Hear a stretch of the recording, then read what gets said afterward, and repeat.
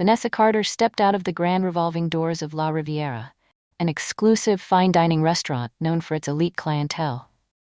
Dressed in an elegant navy blue suit, her heels clicked against the pavement as she made her way toward her sleek black Mercedes parked nearby. The evening air was crisp, but Vanessa barely noticed. Her mind was consumed with thoughts of an upcoming multi-million-dollar merger, one that would solidify her as one of the most powerful women in the industry. Her assistant, Rachel, rushed beside her, going over last-minute details. The board meeting is scheduled for tomorrow at 9 sharp, and the legal team has finalized the contract, she said, flipping through her tablet. Vanessa nodded absent-mindedly, adjusting her designer handbag on her shoulder. Just as she was about to open her car door, a frail voice interrupted her thoughts. "Excuse me, ma'am." Vanessa turned, her sharp eyes landing on a thin, disheveled man standing a few feet away. His clothes were tattered, his face unshaven, and his eyes, though weary, held a quiet dignity. "Could you spare some food?" he asked softly. "I haven't eaten in a while." Vanessa's nose wrinkled in distaste. She took a small step back, as if his very presence might taint her pristine world. Instead of begging, "Why don't you get a job?" she snapped, her tone cold and dismissive. The man didn't argue. He simply nodded, a flicker of something unreadable passing through his gaze, and whispered, "I understand. Thank you anyway." Without another word, he turned and walked away into the night. Vanessa shook off the momentary unease creeping up her spine, got into her car, and drove off, completely unaware that this brief encounter would come back to haunt her in ways she never imagined. For a brief moment, Vanessa felt something unfamiliar. Unease. The man's eyes weren't the vacant, hopeless kind she had seen in others on the streets. They were sharp, intelligent, as if he was looking straight through her, seeing something she didn't want to acknowledge. But she quickly shoved the thought aside. What did it matter? He was just another homeless man, another person who had made bad choices in life. She had worked too hard to let pity slow her down. The man, Daniel, didn't argue or plead. He simply gave a small, almost knowing nod. "I understand. Thank you anyway," he murmured, his voice steady, without resentment or anger. Then he turned and walked away, disappearing into the dimly lit streets. Vanessa let out a small sigh and shook her head, as if shaking off an unwanted thought. Why was she even thinking about this? She had bigger things to focus on.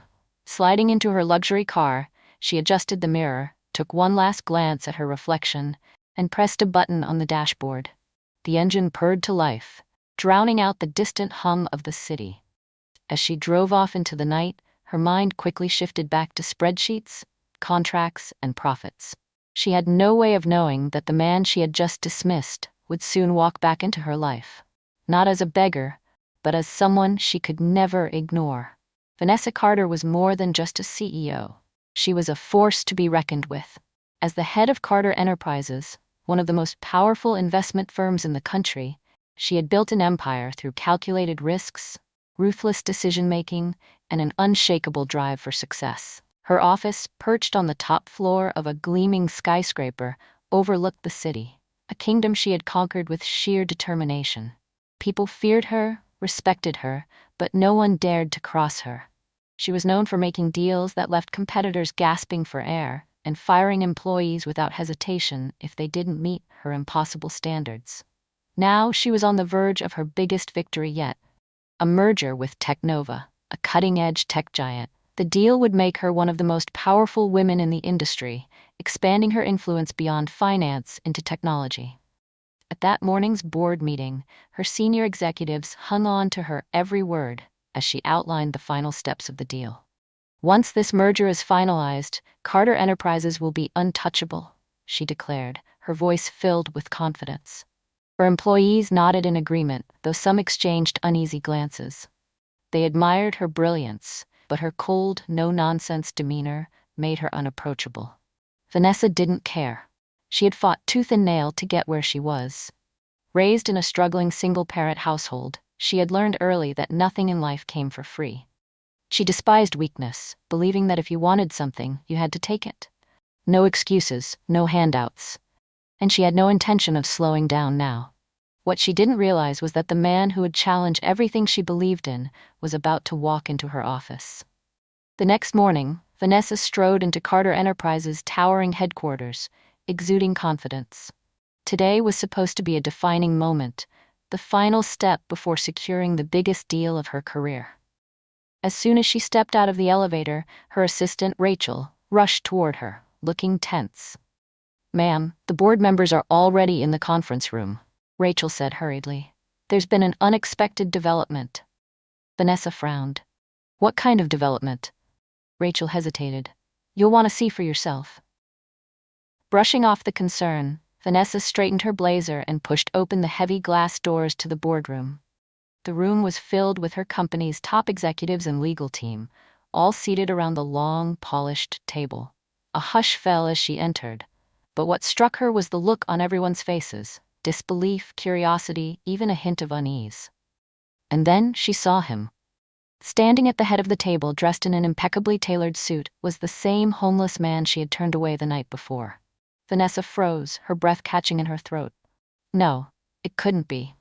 The man, now clean-shaven, exuding quiet authority, met her stunned gaze with calm composure.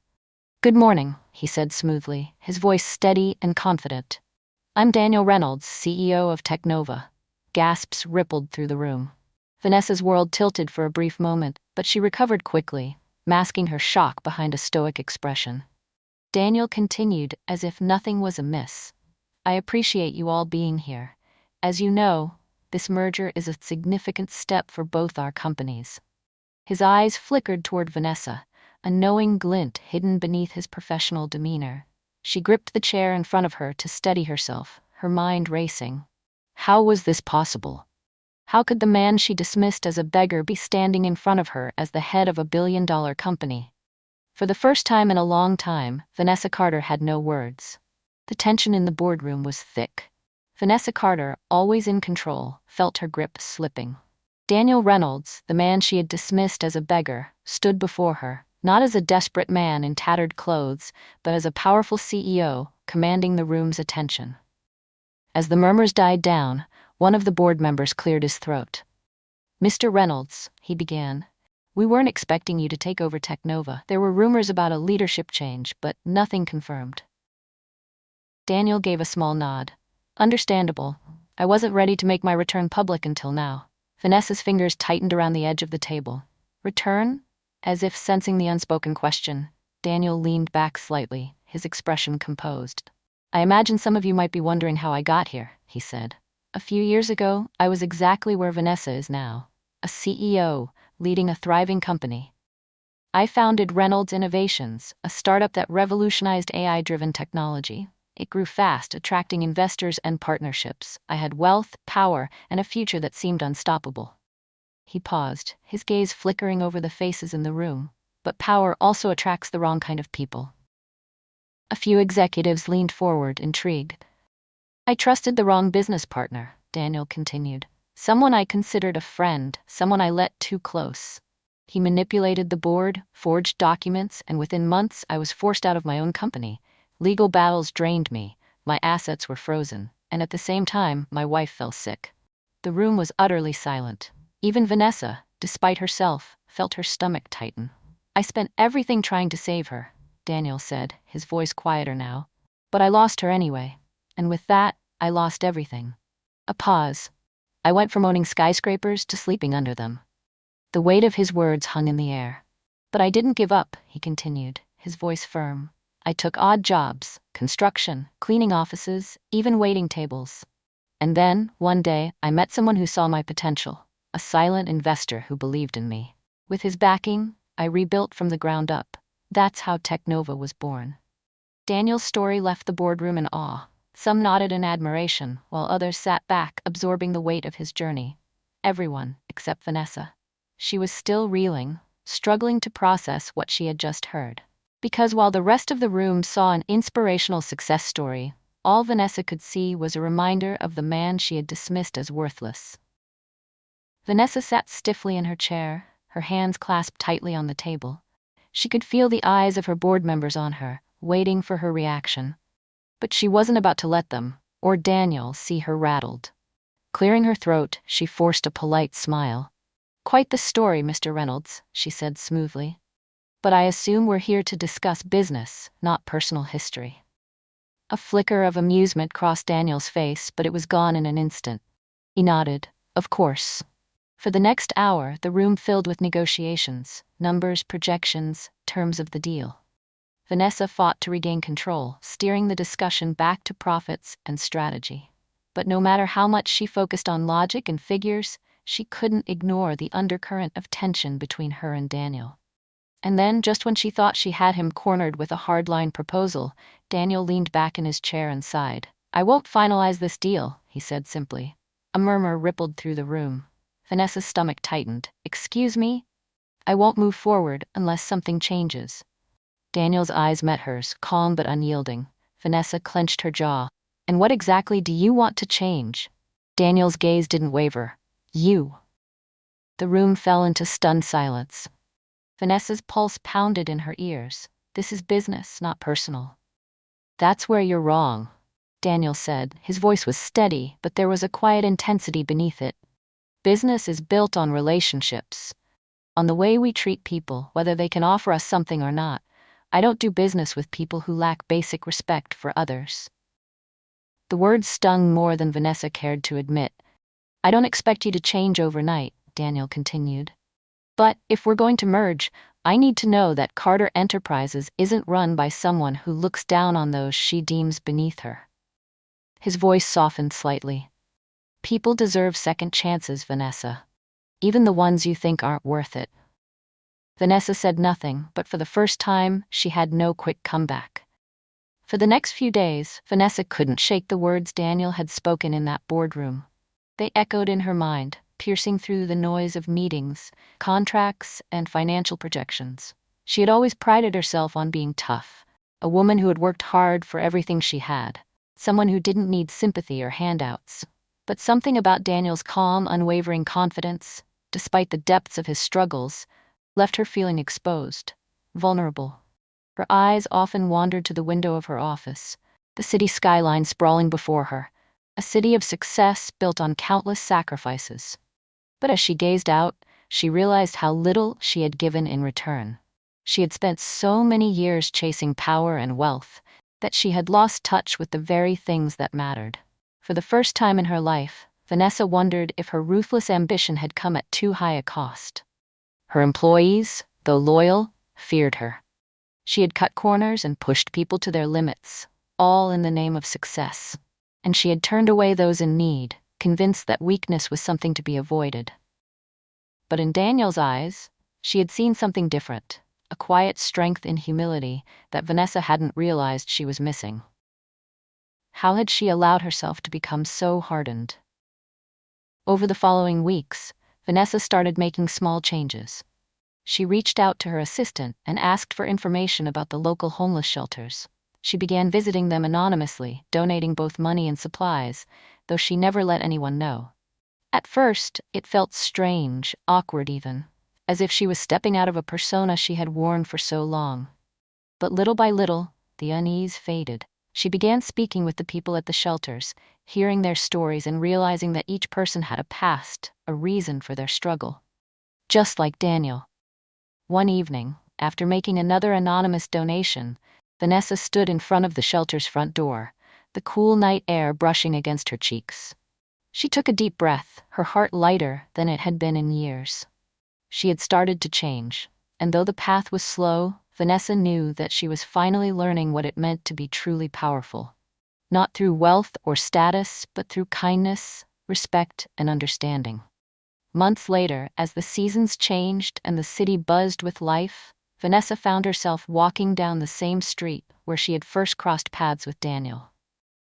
The memory of that day still lingered in her mind. The shock, the discomfort, and the humbling lessons she had learned since then. She had been trying to be more present, more aware of the world outside her office walls.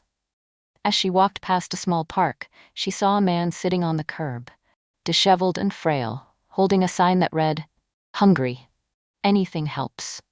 Vanessa hesitated, then stopped. Instead of brushing past him, she walked into a nearby cafe and ordered 2 sandwiches. Returning to the man, she knelt down and handed him the food, her voice gentle as she said, "Here, this should help." The man's eyes widened, and he looked up at her with quiet surprise. Thank you so much, he said, his voice thick with emotion. Vanessa smiled softly, remembering Daniel's words from months ago. People deserve second chances. As she walked away, something stirred within her, humility and gratitude, a feeling she hadn't experienced in years. She realized that kindness had changed her, and it had the power to change others as well. Meanwhile, Daniel had gone on to lead Technova to new heights, his company thriving, but his heart still rooted in the mission to lift others up, just as he had been lifted. Kindness can change lives. Sometimes, it's the small acts of compassion that make the greatest impact, even when least expected. What an incredible journey we've witnessed today. A story of hardships, second chances, and the power of kindness. It's a powerful reminder that no matter where we come from or how far we've fallen, there's always an opportunity to change and make a difference in someone's life. If this story inspired you, please like, comment, and share it with others who might need a reminder of the strength found in humility and compassion. And don't forget to subscribe to our channel for more emotional and powerful stories like this. We'd love to hear your thoughts. What did you learn from Vanessa and Daniel's story? Drop your comments below. Thanks for watching, and remember, small acts of kindness can change lives.